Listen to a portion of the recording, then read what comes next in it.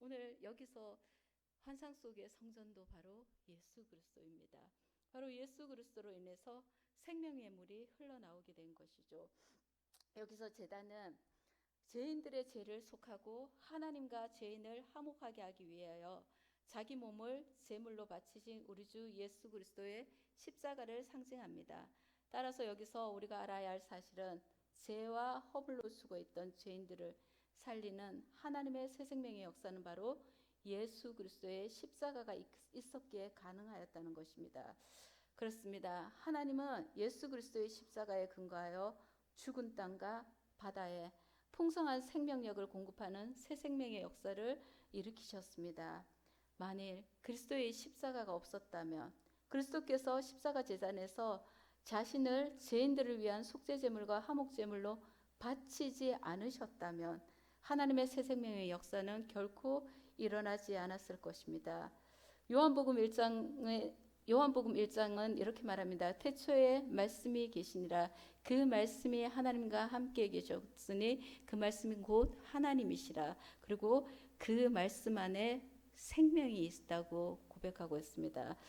하나님의 새 생명의 역사, 그 말씀 안에 있는 생명이 바로 예수 그리스도입니다. 이처럼 생명의 근원이신 예수님이 자기 생명을 십자가 제단에 바치셨으므로 죽은 자까지도 살아나는 놀라운 역사가 일어날 수 있게 되었던 것입니다. 그렇습니다. 그리스도의 십자가가 있었기에 오늘 우리는 새 생명을 얻을 수 있게 되었습니다. 3절에서 5절은 성전 문지방에서의 발언하여 성전 바깥들 동문 오른쪽으로 스며나온 물을 측량하는 장면입니다. 성전에서 발언된 물은 천척을 간격으로 4번 측량하였습니다. 맨 처음 천척되는 지점에서 물을 측량하였을 때는 그 물이 발목까지 옵니다. 다시 천척을 측량하였을 때 물이 무릎까지 오르고 다시 또 천척을 측량하니까 물이 허리까지 오릅니다. 맨 마지막으로 천척을 측량하였을 때는 헤엄쳐 건너야만 건널 수 있는 큰 강을 이룹니다. 성전으로부터 흘러나온 물의 수심은 갈수록 더 깊어지고 있습니다. 이 깊어진 성전으로부터 이 물이 더욱더 깊어진 것은 성전으로부터 멀어질수록 물의 양이 급격하게 많아졌음을 의미합니다.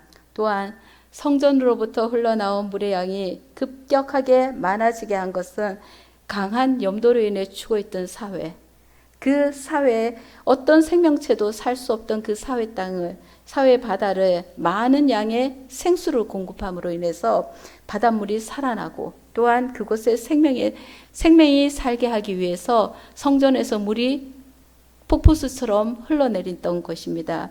하나님의 전으로부터 흘러나온 물이 얼마나 많은지 그 많은 물을 측량하게 했던 천사는 6절에서 에스겔을 직접 인도하여 강 근처에 사해 바다가 얼마나 부패하였고 또 이스라엘 땅의 척박함이 얼마나 심한지를 보여준 뒤에 에스겔에게 인자야 네가 이것을 보느냐 하고 질문합니다.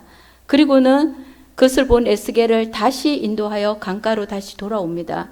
천사가 에스겔을 다시 돌아오게 한 이유는 하나님의 전에서 흘러나온 물이 에스겔이 둘러본 주변의 척박한 땅과 죽은 바다를 어떻게 변화시켰는지를 보여주기 위해서였습니다. 에스겔이 다시 돌아오니 강 좌우편에 나무가 심이 많았습니다. 척박한 땅에 성전에서 나온 물이 공급되자 나무가 자란 것입니다. 이는 성전에서 발원한 물이 얼마나 풍성하였는지를 잘 보여주고 있습니다. 참으로 성전에서 솟아나는 물은 영원히 고갈되지 않고 끊임없이 풍성하게 솟아나는 물이었습니다. 하나님이 우리의 생수가 되시고 생수의 근원이 되시고 어린 양 예수 그리스도가 생명의 물이 되시는데 이스라엘 백성들은 그 하나님을 떠난 적이 있습니다. 그래서 예레미야 선지자는 이렇게 얘기합니다. 그들이 생수의 근원 되는 나를 버렸고 스스로 웅덩이를 팠다고. 근데 그 웅덩이는 어떤 웅덩이라고요? 터진 웅덩이라고. 그래서 아무리 물을 넣어도 채워지지 않는 웅덩이라고 이렇게 말합니다. 우리가 생명수 되시는 하나님을 떠날 때 우리의 삶이 잘 될 것 같지만 때로는 직장 때문에 때로는 성공 때문에 나는 너무 바빠서 예배할 시간이 없어 하고 주일 성수를 못하는 사람도 있습니다. 잘 될 것 같습니다. 그쪽으로 가면 더 내가 원하는 방향으로 갈 것 같지만 결코 그렇지 않습니다. 생명수 되시는 예수 그리스도, 또 생명의 임자 되시는 하나님을 떠나면은 그 때로부터 이미 고갈되기 시작합니다. 왜냐하면 끊임없이 시냇가에 심은 나무처럼 우리는 하나님께 붙어 있을 때 물을 충분히 공급받을 수 있는데, 그렇지 못하고 우리 마음대로 우리 생각대로 그리스도를 떠나서 스스로 웅덩이를 파면 그 웅덩이는 바로 터진 웅덩이요 썩은 웅덩이가 돼서 나를 살릴 것 같지만 절대 살리지 못합니다. 오늘 말씀이 이것을 얘기하고 있습니다. 또한 성전에서 발언된 이 생명의 물로 나오는 자들에게 하나님께서는 생명을 주시되 풍성한 생명을 주십니다. 요한복음 10장 10절은 이렇게 얘기하고 있습니다. 예수님께서 내가 온 것은 생명을 얻게 하고 더 풍성하게 얻게 하기 위해서라고 말씀하셨습니다. 하나님은 인생들로 생명을 얻게 하기 위해서 예수 그리스도를 죽음의 땅인 이 세상에 보내셨습니다. 또 성전 문지방에서 흘러나온 물이 동쪽으로 향하여 유대 강야 아라바를 지나 사회로 흘러 들어갑니다. 놀랍게도 성전 문지방에서 흘러나온 물이 지나는 곳마다 생명력이 넘치는 곳으로 변화되고 죽은 사해 바다의 물이 살아났습니다. 이전에는 상상도 할 수 없었던 일입니다. 성전에서 나온 물이 사회로 흘러 들어가기까지의 땅의 대부분은 유대의 강야로 불리는 사막지대입니다. 10절을 보면 엔게디와 엘레그라임이라는 두 지명이 나오는데, 이 두 지명은 사회의 서편 중간과 북단에 위치한 오아시스 지역을 말합니다. 이러한 두 지명이 암시하는 것처럼 예루살렘에서 사회로 이어지는 저 지대는 온통 사막지대로 나무가 살 수 없는 곳입니다. 그런데 바로 그러한 사막지대를 성전에서 발원한 강물이 흐르면서 그 강가에 나무들이 무성하게 자란 것입니다. 그리고 12절에 의하면 이 나무들은 잎이 시들지 아니하며 각종 아름다운 열매를 끊이지 않고 맺는데 달마다 새 열매를 맺습니다. 하지만 진펄과 개펄은 되살아나지 못하고 소금땅이 됩니다. 진펄과 개펄은 사회 주변의 산지에 있는 진흙 구덩이를 가리킵니다. 이곳은 우기에 물이 한 번 고인 후에는 더 이상의 물의 유동이 없기 때문에 수분이 증발하게 되면 염분만이 남게 되어 아무런 쓸모가 없는 땅이 됩니다.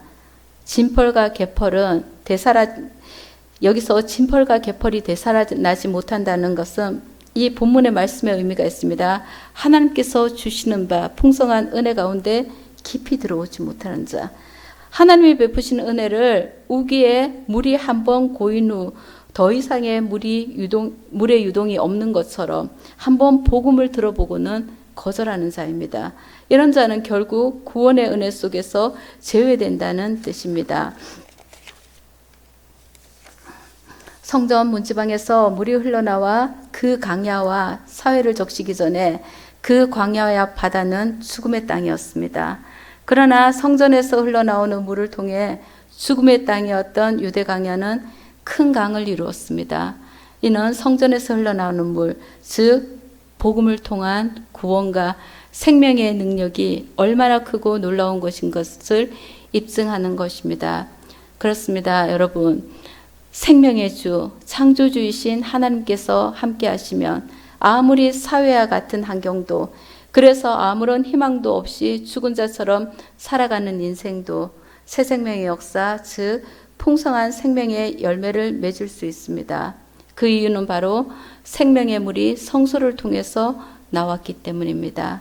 성소를 통해 나온 물은 생명의 근원 대신 예수님을 통해 시작된 복음을 의미합니다. 에스겔 제사장은 이처럼 놀라운 일을 환상으로 보았지만 우리는 선포되는 말씀과 믿음의 선진들의 간증을 통해 복음을 알게 되었고 생명의 물인 예수 그리스도를 믿음으로 그 수혜를 입고 있습니다. 참으로 놀라운 은혜라고 할 수 있습니다. 성전에서 나온 물이 성전에서 멀어질수록 풍성하게 되어 죽은 땅과 바다를 소성시키는 것처럼 복음이 멀리 전파될수록 풍성한 생명의 역사는 계속해서 일어날 것입니다.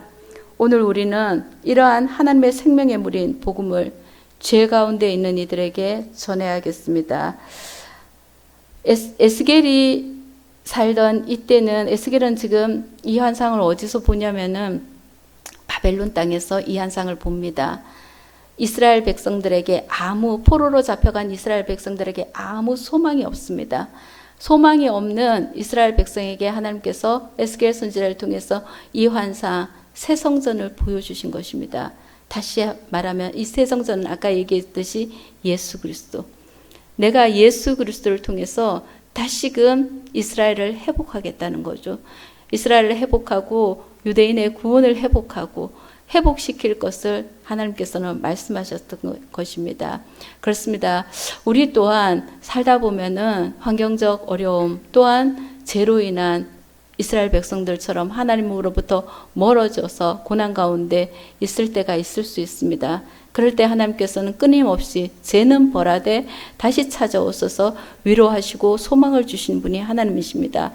마치 에스겔 선지자를 통해서 새 성전을 바라보게 하신 것처럼 우리에게 소망은 오직 예수 그리스도입니다. 예수 그리스도를 바라볼 때 내가 지금 어떠한 어려움에 처해 있더라도, 지금 혹시 벌을 받고 죄를 지어서 하나님께 매를 맞아 벌을 받는 고통 가운데 있다 할지라도 예수 그리스도 그 이름을 붙들면은 생명의 역사가 일어납니다. 바로 생명에서, 제단에서 물이 흘러나온 그 물이 가는 곳곳마다 생명의 역사를 일으킨 것처럼 큰 강을 이루고 그 좌우에 생명수 나무가 자라게 하고, 또 바다가 사해같이 죽어 있는 그 바다, 어떠한 생명체도 살 수 없는 그 바다를 생수가 들어갔을 때 생수를 공급하고 공급할수록 그 바다에 고기가 살고, 심이 많은 고기가 살고 바다에 생물이 있었던 것처럼 우리는 우리 삶의 소망 되신 분 오직 예수 그리스도이십니다. 그렇기 때문에 이 소망 되신 예수 그리스도를 우리도 붙들어야 될 뿐만 아니라 죄 가운데 있는 자, 하나님을 알지 못하는 자들에게도 이 소식을 전해야 됩니다. 그들이 얼마나 절망적인 자리에 처하여 허무한 삶을 살든지, 얼마나 비참하고 초라한 삶을 살든지 관계없이 하나님의 복음은 우리를 죄와 사망의 자리에서 일으키십니다. 우리를 일으키신 그 복음은 또한 죄 가운데서 지금 하나님을 거부하고 있지만, 하나님을 알지 못하고 있지만, 그들 또한 그들 복음이 들어갔을 때 그들의 영혼을 살리고 그들의 삶을 일으켜 세울 것입니다. 예수님께서는 목마른 자들은 다 내게로 오라, 누구든지 목마른 자들은 다 내게 오라고 말씀하셨습니다. 또한 예수님께 나온 자는 다시 목마르지 아니하려니와 그 배에서 생수의 강이 흘러나온다고 성경은 말하고 있습니다. 우리는 이미 예수님께 나온 자이고 예수님을 믿음으로 성령을 선물로 받은 자입니다. 따라서 우리의 배에는 생수의 강이 흐르고 있습니다. 성전에서 나오는 물을 통해 시든 나무가 살아나고 먹을 만한 열매를 맺으며 잎사귀는 약재료로 사용되는 것처럼 우리 또한 우리 안에 있는 생수의 강을 통해, 우리 또한 이 생수의 강을 통해서 우리가 가는 곳곳에 만나는 자를 살리고, 또한 우리가 가는 곳에 치유의 역사가 일어나고, 또한 우리가 가는 곳에 생명의 역사가 일어나도록 해야겠습니다.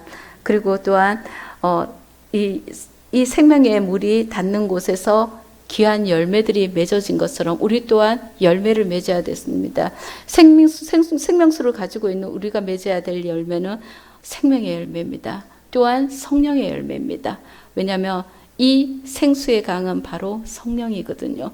성령이 내 안에 있는 사람은 성령의 열매를 맺을 수밖에 없습니다.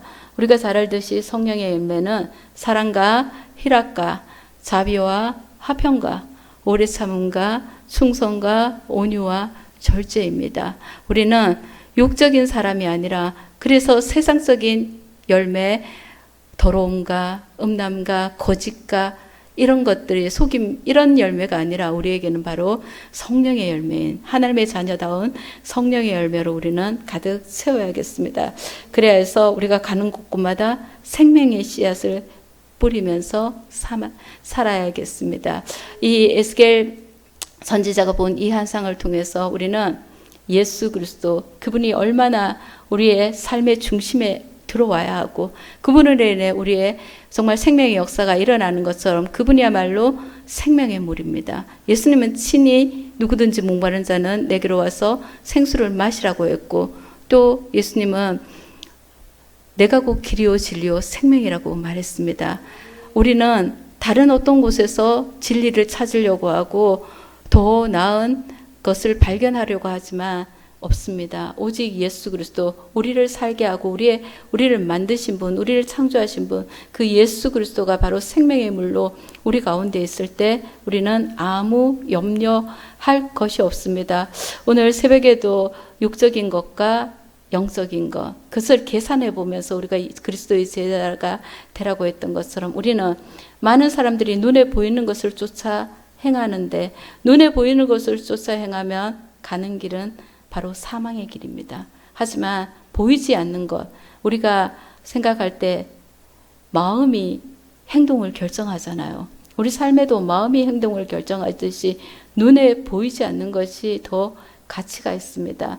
그 눈에 보이지 않는 영원한 생명을 쫓아 우리가 나아갈 때 손해보는 것 같고 다 어려울 것 같지만 오히려 더 풍성하게 하나님께서 말씀하신 것처럼 먼저 그 나라와 그 의를 구하라, 그리하면 너에게 필요한 모든 것을 더하여 주시겠다고 하신 그 약속의 말씀을 붙들고 우리는 생명의 물 대신 예수 그리스도를 중심으로 살아가야겠습니다. 그렇게 살아가는 저와 여러분이 되기에 소망합니다.